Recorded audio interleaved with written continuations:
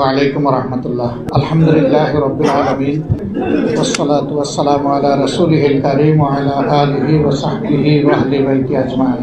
Bangladesh lawyers council কর্তৃক আয়োজিত সম্মানিত আইনজীবী ভাই বোনদের সম্মানে আজকের ইফতার মাহফিলের সম্মানিত সভাপতি বিশিষ্ট আইনজীবী জনাব জসিমউদ্দিন সরকার, মঞ্চে বসা নেতৃবৃন্দ, আজকের এই ইফতার মাহফিলে উপস্থিত সম্মানিত আইনজীবী ভাই ও বোনেরা, সাংবাদিক বন্ধুগণ, আল্লাহ তাআলার শুকরিয়া আদায় করছি। এর আগেও এই আদালত অঙ্গনে আমার আসার সুযোগ হয়েছে, তবে আসামি হয়ে দফায় দফায় বারবার, কোনো সময় আদালতে হাজিরার, কোনো সময় এফিডেভিট, এভাবেই 15.5 বছর কেটেছে। রাব্বুল ইজ্জতের বড় মেহেরবানি, গেল বছরের 5ই আগস্টের পরিবর্তনের পরে আজকে আল্লাহ তাআলা সেইভাবে না এনে আপনাদের দোয়া চাওয়ার জন্য এখানে আসার সুযোগ দিয়েছেন, আলহামদুলিল্লাহ। সমাজে অনেক শ্রেণী পেশার মানুষ আছেন। সাধারণত অ্যাড্রেস করতে কাউকে বিজ্ঞ চিকিৎসক, বিজ্ঞ প্রকৌশলী, বিজ্ঞ ব্যবসায়ীভাবে বলা হয় না, বাট একটা শ্রেণীকে বলা হয় বিজ্ঞ, এবং সেটা আপনারা বিজ্ঞ আইনজীবী। বার এবং বেঞ্চ মিলেই বিচারটা নিশ্চিত হয়। এখানে বারকেও স্বচ্ছ হতে হয়, আবার বেঞ্চকেও স্বচ্ছ হতে হয়। আল্লাহ তাআলা সেই নির্দেশটি নিজেই জারি করেছেন, আল্লাহু ইয়া'মুরুকুম বিল আদলি ওয়াল ইহসান। আল্লাহ তাআলা তোমাদেরকে হুকুম দিচ্ছেন তোমরা যেন ন্যায় বিচার কায়েম করো এবং পরস্পরের প্রতি তোমরা যেন সম্মান প্রদর্শন করো। মানুষের দুনিয়া আশ্রয় চাওয়ার দুইটা প্রান্তিক ঠিকানা, একটি হচ্ছে আদালত, আরেকটি হচ্ছে হাসপাতাল। মানুষ যখন নির্যাতিত হয় তখন আদালতের আশ্রয় নেয়। মানুষ যখন জীবন মৃত্যুর সন্ধিক্ষণে থাকে অথবা অসুস্থ হয় তখন আশ্রয় নেয় হাসপাতাল। এই দুইটা জায়গা যদি ঠিক থাকে একটা সমাজ মোটামুটি চলতে পারে। তবে আরও অনেক উপাদান আছে সমাজ সুন্দর করার জন্য, কিন্তু এই দুইটার কোনোটা বাদ দিয়ে কোনো সমাজ চলতে পারে না। আবার দুনিয়ায় যে সমাজে দুটি জিনিস নিশ্চিত হয় সেই সমাজ দুনিয়ার বুকে মর্যাদার সাথে মাথা উঁচু করে বুক ফুলিয়ে দাঁড়াতে পারে।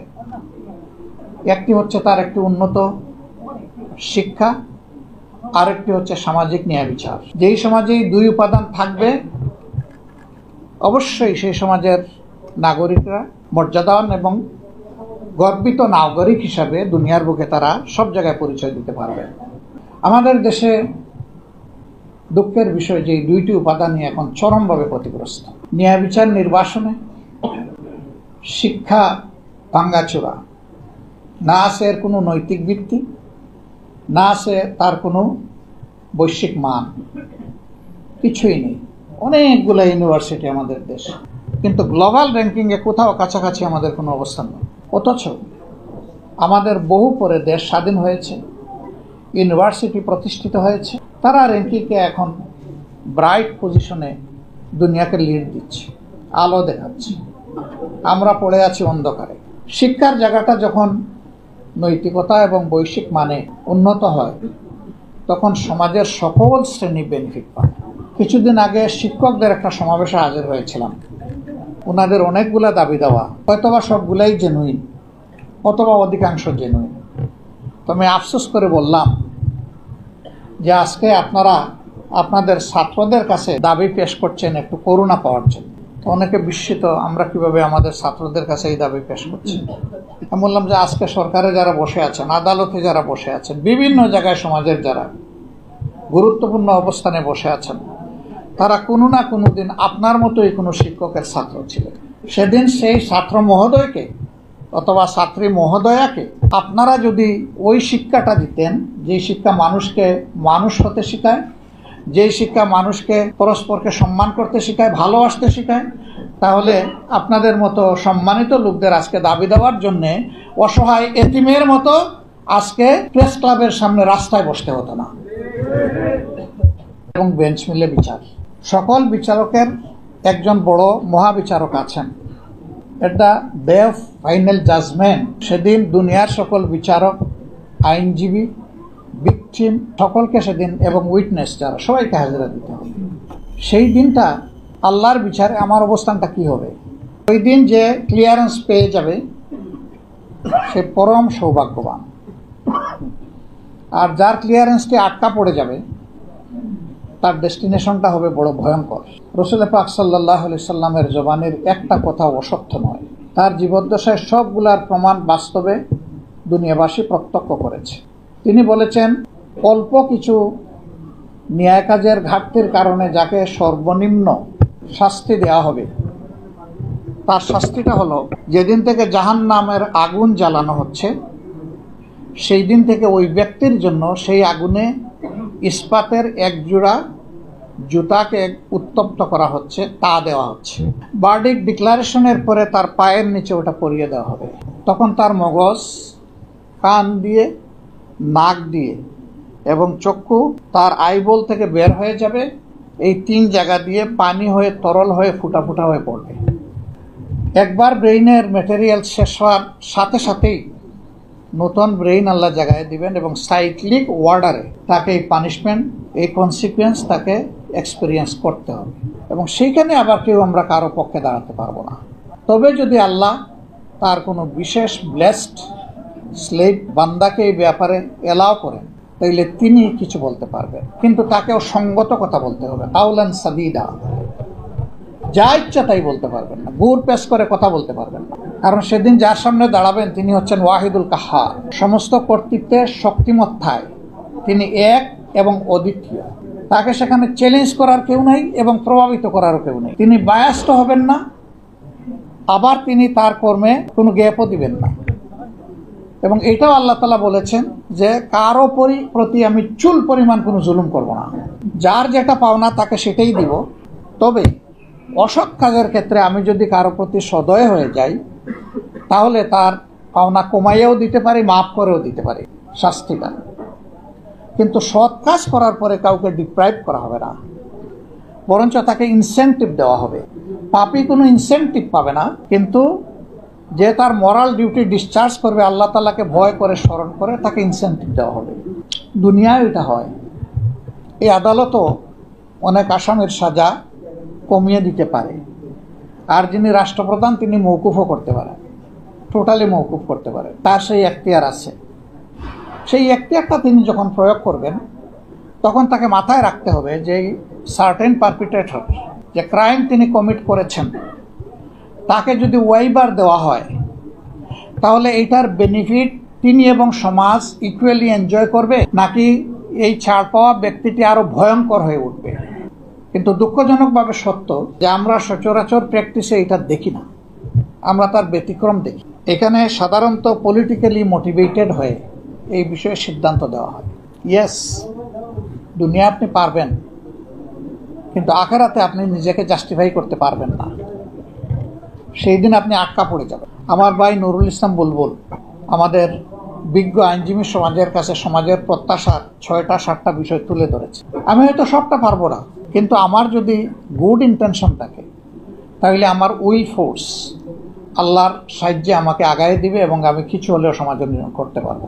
আমার রিজেক্টের ব্যাপারে I my self is the best witness. আমার সামনে আমার তরুণ জীবনে অনেক হাতছা নিয়ে এসেছে, আমি ওদিকে ফিরে তাকাই, কিন্তু আমি চাইনি এমন জিনিস আমার কাছে এসে গেছে সবগুলো।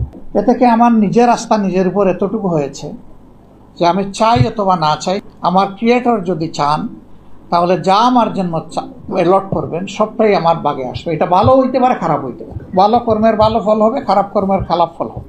সুতরাং আমরা যখন বারবার জেলে যাই, এটা বড় সৌভাগ্য। আমাকে অনেকে জিজ্ঞেস করে, আপনি কি চিকিৎসা কাজ করতে পারেন? আমি পারি, জেলে গেলে পারি, বাইরে থাকলে পারি না। এই সময়ে পাই না, আর আমার প্রয়োজনও হয় না, কারণ আমার চাইতে আরও অনেক স্কিল পার্সোনালিটি সমাজে রয়ে গেছেন সার্ভিস দেওয়ার জন্য। কিন্তু জেলে গেলে সেই আমার মানের লোকও নাই সেখানে। মানুষের যে কি পরিমাণ ভোগান্তি হয়, যারা জেল এক্সপিরিয়েন্স করেছেন তারা এটা বলতে পারবে। তো আমি জেলকে আমার জন্য অনেক ব্যাপারে অপরচুনিটি হিসাবে নিয়েছি। শাস্তি হিসাবে নিলে শুধুই কষ্ট পাবো, দরকার নাই। আমি নিয়েছি অপরচুনিটি হিসাবে। সরকার আমার প্রতি খুবই আন্তরিক ছিল, এই জন্য 5 বছর পর পর আমাকে নিয়ে যেত গেস্ট হাউসে। আবার নিলে বলতো যে বহুদিন পরে আপনার আতিথেয়তা আমরা ব্যবস্থা করেছি, তাড়াতাড়ি আপনাকে আমরা ছাড়বো না, থাকেন আমাদের সাথে থাকেন। আমি সেইভাবেই এনজয় করেছি আলহামদুলিল্লাহ।